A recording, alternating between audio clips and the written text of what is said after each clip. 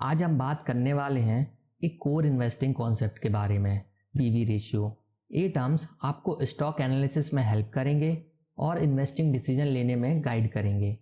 PV ratio का full form है price to book ratio. PV ratio हमें बताता है कि मार्केट किसी कंपनी के शेयर प्राइस को उसकी बुक वैल्यू से कितने गुना वैल्यू कर रहा है। पीवी रेशियो का फॉर्मूला होता है PV ratio equals to share price divided by book value per share.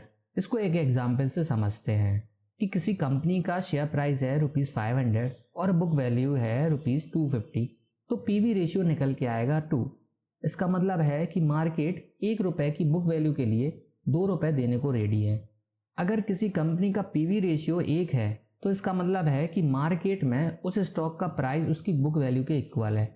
अगर पीवी रेशियो लेस देन 1 है तो स्टॉक अपनी एसेट वैल्यू से सस्ता मिल रहा है, हो सकता है अंडर वैल्यूड है।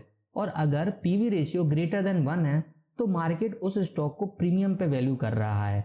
या तो कंपनी स्ट्रांग है या ओवर वैल्यूड हो सकती है।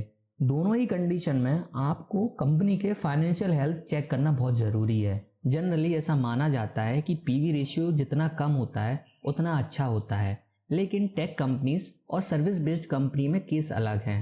टेक कंपनीज जैसे इन्फोसिस, टीसीएस, जोमेटो, पेटीएम का बिजनेस मॉडल एसेट लाइट होता है।